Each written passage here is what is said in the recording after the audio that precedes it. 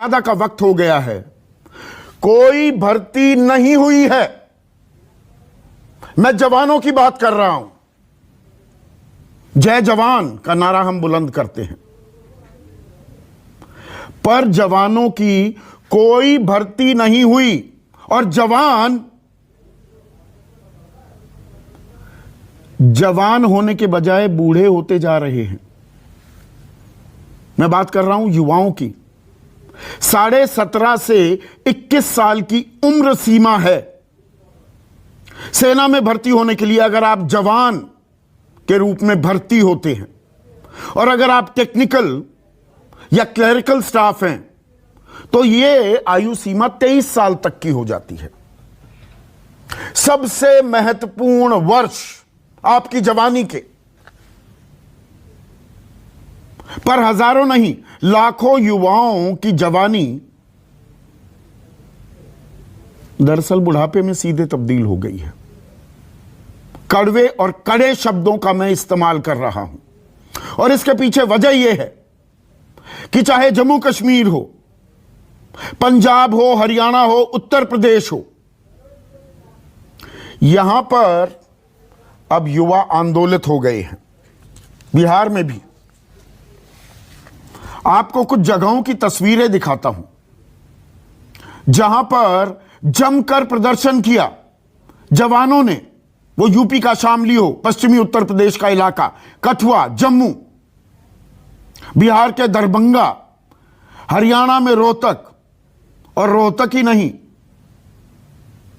कई इलाकों में हरियाणा के यह प्रदर्शन शुरू हो गया है। और प्रदर्शन इसलिए कि आज की तारीख में सेना में 81,000 जवानों के पद रिक्त हैं। सेना में 12 लाख से ज्यादा जवान हैं जो अपनी जान हथेली पर रखकर आपकी, मेरी, हमारे देश की सुरक्षा के लिए जान बाजी पर लगा देते हैं, जान हथेली पर लिए चलते हैं। और बहुत से लोगों का सपना ही यही होता है कि देश की सेवा करूं, देश के लिए मर मिटूं। पर जवानी जाया जा रही है इनकी। अब थोड़ा सा आंकड़े आपको बता दूं। 2018 में आखिरी भर्ती हुई थी और उसके बाद 2020-21 में 97 रैलियों का आयोजन किया गया।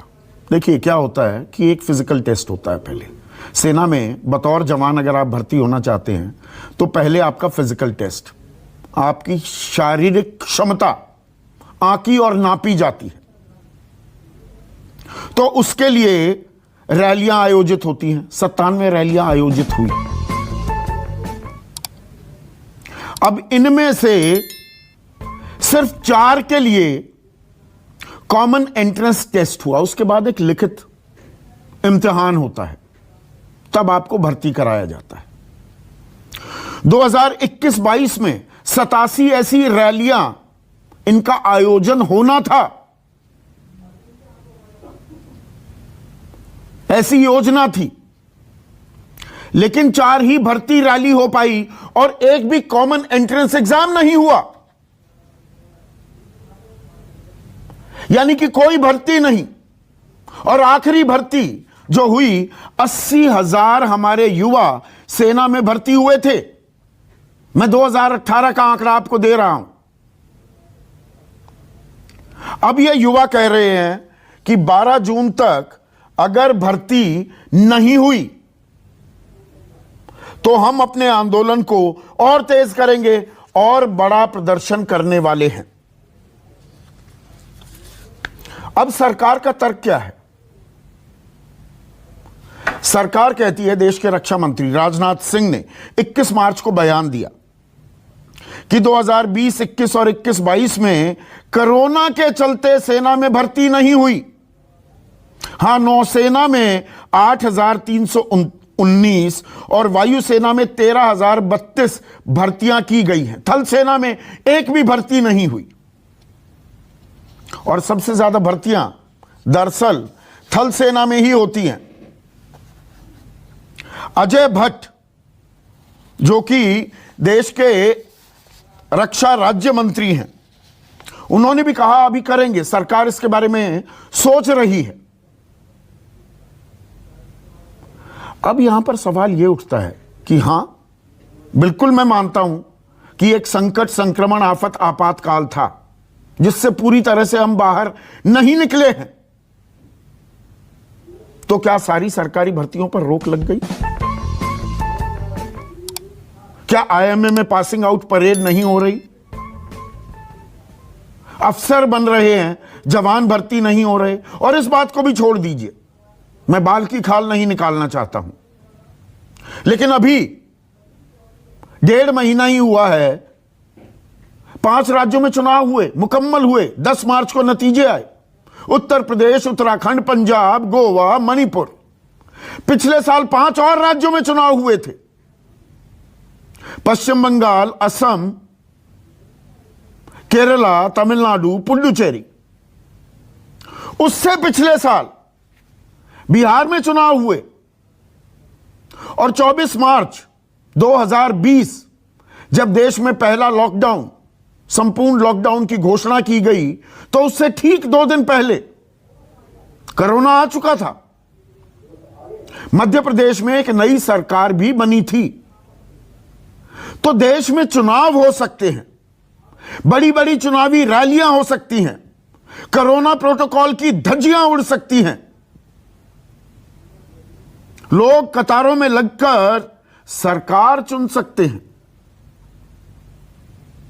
पर जवानों के लिए भर्ती के इम्तिहान नहीं हो सकते।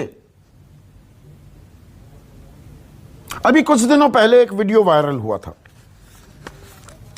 जिसमें एक लड़का जो एक रेस्टोरेंट में काम करता है, नोएडा में ही, और वो रोज दौड़ता था। किसी ने उसे देखा, उससे पूछा भैया क्यों दौड़ रहे हो, मैं तुम्हें लिफ्ट दे देता हूं। कि नहीं जी, फौज में जाना है। बहुत से लोगों ने अपने संवेदनाओं का इजहार किया, बीड़ा उठाया। बहुत से रिटायर्ड फौजी भी हरकत में आए, हम दिलवाएंगे जी नौकरी, ऐसे जाबाज, ऐसे बहादुर लोग हमें चाहिए फौज में। पर that is only the tip of the iceberg. ये देश में सुर्खियां इतनी बड़ी समस्या हो गई है, एक घटना थोड़े दिन के लिए या कुछ घंटों के लिए सोचने पर हम मजबूर होंगे, परेशान भी होंगे, फिर उसे कन्वीनियंटली भूल जाएंगे। फिर कुछ रमजान, अजान, हनुमान चालीसा, कोई बुलडोजर आ जाएगा। अभी 28 अप्रैल की बात है। यहां पर एक युवा की बात नहीं है, उसकी बानगी मैं आपको दे रहा हूं। हरियाणा के भिवानी जिले का एक लड़का, उसका नाम पवन, 23 साल की उम्र हो गई। गौर कीजिएगा, 17.5 से 21 साल तक भर्ती होती है एक आम जवान की, और टेक्निकल क्लरिकल स्टाफ 23 साल की उम्र तक की सीमा है। उम्र हो गई पवन की 23। रोज दौड़ता था पवन, सपना था उसका, फौज में जाऊंगा, देश की शान बढ़ाऊंगा, जान पर खेल जाऊंगा। आत्महत्या कर ली पवन ने। और जिस ट्रैक पर वो दौड़ता था, रोज पसीने बहाता था, सपने देखता था फौजी बनने के, उस ट्रैक पर पवन ने क्या लिखा? बापू, अपने पिता के लिए संदेश लिखा। बापू, इस जन्म में नहीं बन सका, अगला जन्म लिया तो फौजी जरूर बनूंगा। फिर से सुनिए, बापू, इस जन्म में नहीं बन सका, अगला जन्म लिया तो फौजी जरूर बनूंगा। पवन के सपने चकनाचूर हो गए, बुलडोजर चल गया उसके सपनों पर। और जहां मैं भर्ती की, रोजगार की बात कर रहा हूं, तो एक और आंकड़ा आपके सामने पेश करना चाहूंगा और सरकार का भी ध्यान आकर्षण करना चाहूंगा। आने वाले 10 साल में जो ये रोजगार बाजार है ना, जॉब मार्केट जो है, इसका रूप स्वरूप ये पूरा बदलने वाला है। वर्ल्ड इकोनॉमिक फोरम की ये रिपोर्ट है और इस रिपोर्ट में क्या है, सबसे ज्यादा मार कहां पड़ेगी, सबसे ज्यादा जॉब्स, रोजगार कहां छीने जाएंगे, जहां कम तनख्वाह मिलती है, कम वेतन वाली नौकरियां खत्म हो जाएंगी। और इनमें कौन कौन सी नौकरी हैं? Data entry clerk, administrative and executive secretary, accountant, auditor, कारखानों में काम करने वाले श्रमिक, प्रशासकीय प्रबंधक, मैनेजर्स जो हैं, mechanic, postal service, relationship manager, customer service worker, door to door sales worker, निर्माण कार्यों में लगे मजदूर, क्योंकि ऑटोमेशन का जमाना आ रहा है, आर्टिफिशियल इंटेलिजेंस भी आ रही है, हर चीज अब घर पर पहुंच जाती है। तो यहां पर युवा नौकरी की दरकार के लिए मारा मारा फिर रहा है, और ये तब जबकि फौज, और हम राष्ट्रवाद की बड़ी बात करते हैं, एक मजबूत भारत की परिकल्पना जब की जाती है, एक मजबूत सेना चाहिए, और अगर वहां पर जवानों की कमी होगी, मैं और कमियों की बात ही नहीं कर रहा हूं, तो हम किस राह पर जा रहे हैं? ऐसे में आज का सबसे बड़ा सवाल, चुनाव हो सकते हैं तो भर्ती क्यों नहीं? और युवाओं के सपनों पर चल रहा बुलडोजर। चर्चा में मेरे साथ बीजेपी के युवा प्रवक्ता, राष्ट्रीय प्रवक्ता हैं, युवा चेहरा है, संजीदा व्यक्ति हैं, प्रोफेसर हैं गुरु प्रकाश, कांग्रेस के राष्ट्रीय प्रवक्ता गुरदीप सप्पल, समाजवादी पार्टी के राष्ट्रीय प्रवक्ता सुनील साजन, जेजेपी अहम घटक है, हरियाणा में बीजेपी की साझा सरकार चला रहे हैं, उप मुख्यमंत्री जेजेपी का है, उनके प्रवक्ता अरविंद भारद्वाज, अ प्राउड फौजी major general Bishambar Dayal retired, और कुछ युवा हैं मेरे साथ, उनके टीचर भी हैं, शामली से मेरे साथ जुड़े हैं, इनके सपने चकनाचूर हो रहे हैं, हो गए हैं। विक्रांत उज्जवल हैं इनमें से एक। विक्रांत, आपसे मैं पहला सवाल पूछना चाहूंगा, उम्र कितनी है आपकी भाई? 24 साल की उम्र है। कितने साल से तैयारी कर रहे थे फौज में भर्ती होने के लिए? 4-5 साल से करने के लिए। तो क्या हुआ? भर्ती का आयोजन सरकार कह रही है, कुछ तो भर्ती के आयोजन हुए थे, फिजिकल टेस्ट पास कर लिया आपने विक्रांत?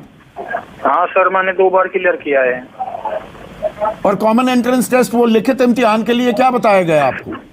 लिखित इम्तिहान हो गया था, पर मैं फाइनल मेरिट में हो गया, रिजेक्ट हो गया था सर, फाइनल मेरिट में हुआ नहीं था मेरा काम। ये कौन से साल की बात है?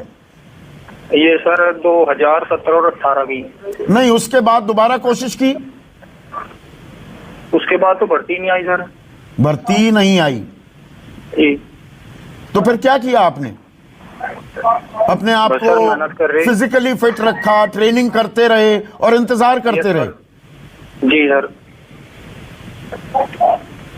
तो अब क्या करोगे विक्रांत? 24 साल की उम्र होगी, अब तो टेक्निकल और वो जो क्लरिकल स्टाफ वाली नौकरी है फौज में, वो भी नहीं मिलेगी, अब क्या करोगे? सर उसके लिए तो हम धरना प्रदर्शन कर रहे हैं कि भर्ती जल्द से जल्द आ जाओ, और जो आयु की सीमा में छूट दी जाए, जो 3 साल से भर्ती नहीं आ रही तो उसके लिए छूट दी जाए जी, जिनकी उम्र निकल गई। आपने ज्ञापन दिए होंगे, इस बारे में कोई आश्वासन मिला, कोई भरोसा दिया गया? नहीं सर, कोई भरोसा नहीं दिया गया। अभी हमने 8 मई को अपने यहाँ पे सर गढ़ी पुख्ता में धरना प्रदर्शन किया था सर।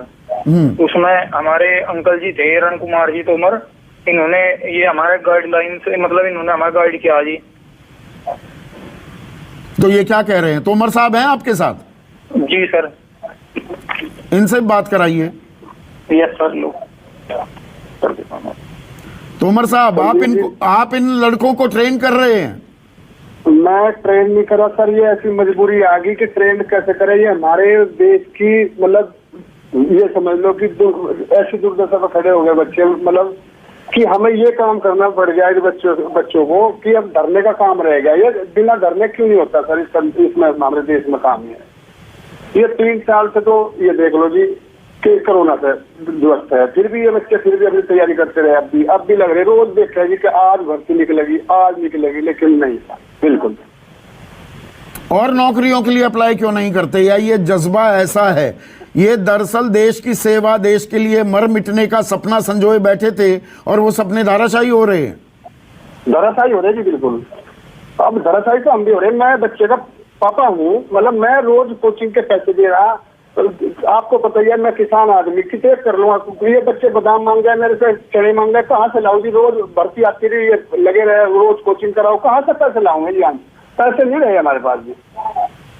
अब हमें हर बार का यही इंतजार है कि कब भर्ती निकले, कब भर्ती निकले। 3 साल की एज है। हमें ये सरकार से चाहते हैं, माननीय मुख्यमंत्री जी, माननीय मोदी जी से ये रिक्वेस्ट कर रहे हैं हाथ जोड़ कर कि 3 साल की छूट दे दो। बहुत बुरा हुआ हमारे साथ, हमारे बच्चों के साथ। इनकी अवर एज होगी संजय जी, बहुत परेशान होकर तब ये बच्चों ने खुद निर्णय लिया कि अब हम सड़क पर उतरेंगे, चाहे भूख हड़ताल से मरे हम, चाहे हम संकट से मरे, इससे बच्चे हम सड़क पर मर जाएंगे। जब सड़क पर भाग रहे, रोज हम दौड़ कर रहे, भाग दौड़ कर रहे, तो अब आखिरी समय आ गया। अब हमने 12 तारीख का ये कह दिया कि 12 तारीख को पूरा भारत बंद होगा जी।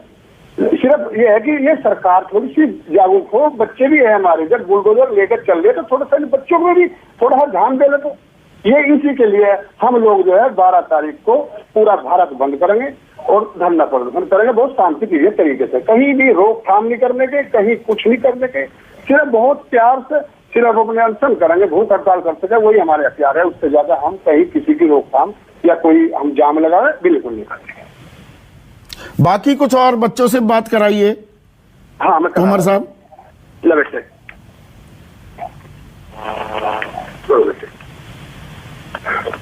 भाई आपका नाम क्या है? आराम से लगाइए, कोई बात नहीं, बहुत वक्त है। आपकी आवाज सुनाना बहुत जरूरी है, बाकी मेहमान इंतजार कर सकते हैं। देश का भविष्य आप हैं। आपका नाम क्या है भाई? सर मेरा नाम दीपराज है। दीसराज जी। और आपकी उम्र कितनी होली भाई? सर मेरी एज 20 वर्ष हो गई है। मुझे 3 साल हो लिए आर्मी की तैयारी करते हुए, लेकिन अब तक मुझे एक भी बार आर्मी सेना भर्ती में दौड़ने का मौका नहीं मिला। और 21 साल आर्मी में लास्ट एज मानी जाती है। अब बस मेरा 1 वर्ष बचा है आर्मी की तैयारी के लिए, और अब तक कोई सरकार ने भर्ती की कोई सूचना नहीं निकाली, विज्ञापन नहीं निकाला, कुछ नहीं निकाला। क्यों जाना चाहते हो आप सेना में जब भर्ती ही नहीं हो रही? सर देश सेवा करना चाहते हैं हम। हर किसी का अपना एक सपना होता है। हमारा सपना है कि हम लोग देश में जाए, अपने देश की देश सेवा करें।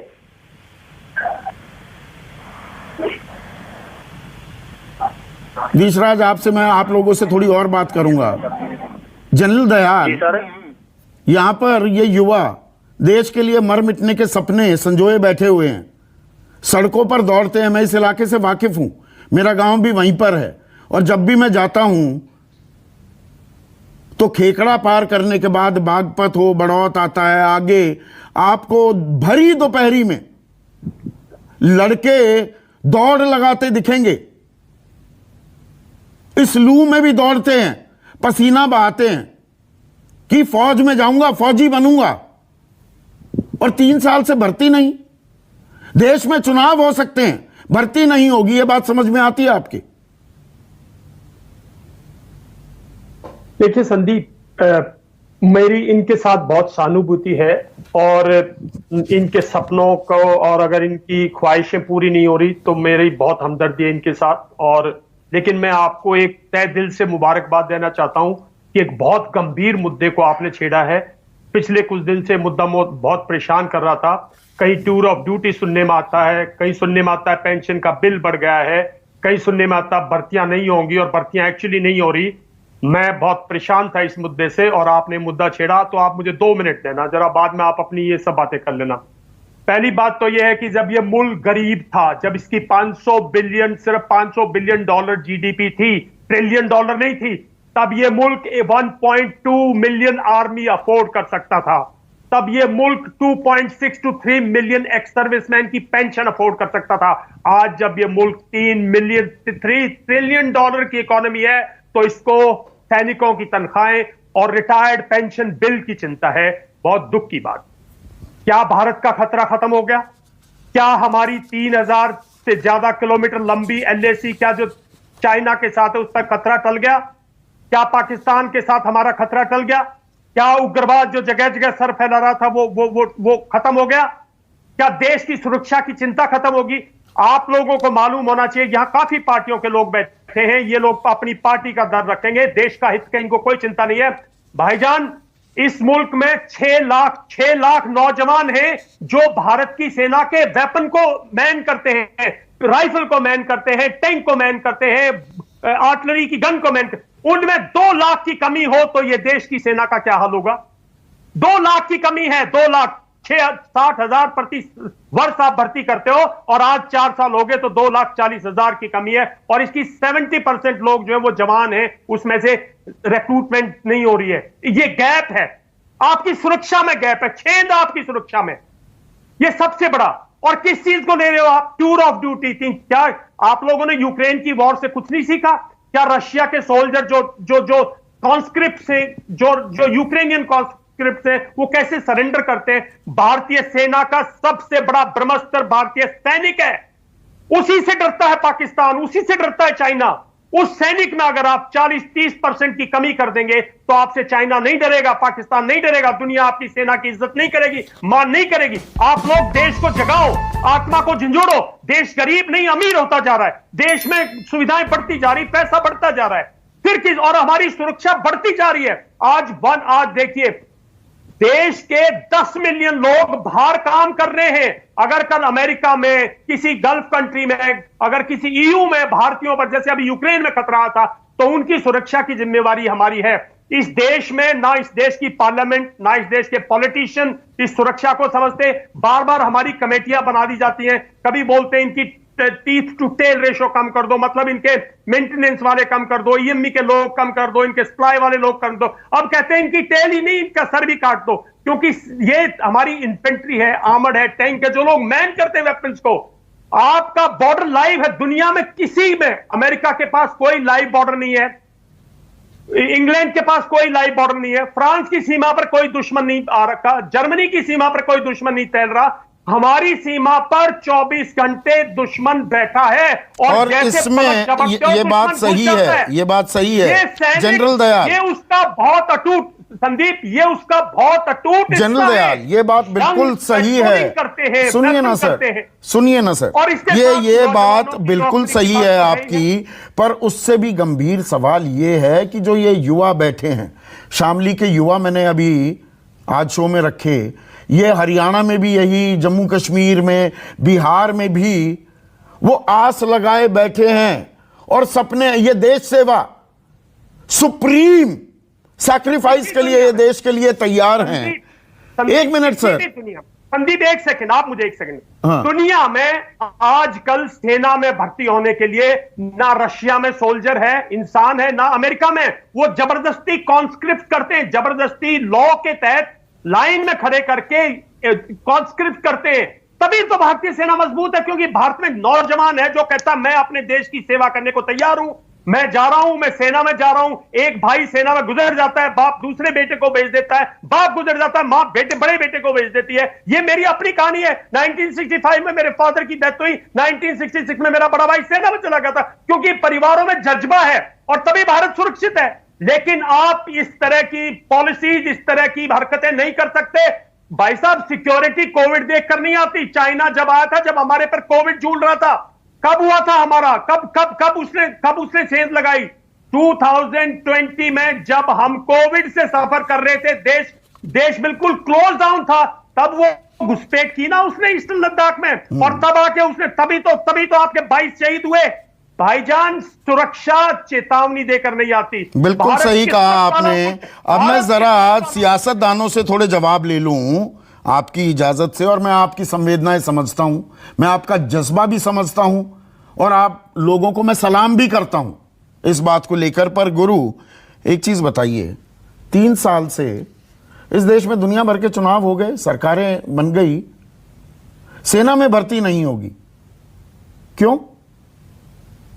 संदीप जी, लगभग पिछले 22-23 मिनट से मैं सुन रहा था, और बिल्कुल ही बहुत ही संवेदनशील मुद्दा है। और देश की सुरक्षा का मामला हो, सेना की शौर्य और पराक्रम का मामला हो, हमारी सरकार को किसी से प्रमाण पत्र लेने की आवश्यकता नहीं है। सेना की शौर्य और पराक्रम पे कौन प्रश्न चिन्ह खड़ा करते आया है, 1 रैंक 1 पेंशन किसने रोक के रखा था, ये देश की जनता और सेना जानती है।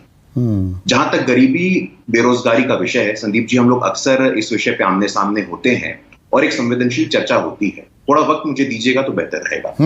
जब 2014 में संदीप जी हमारी सरकार आई थी, 2014 में हमारे प्रधानमंत्री ने पार्लियामेंट के फ्लोर पे कहा था कि हमारी सरकार देश के गरीब, दलित, शोषित, पीड़ित और वंचितों की सरकार है।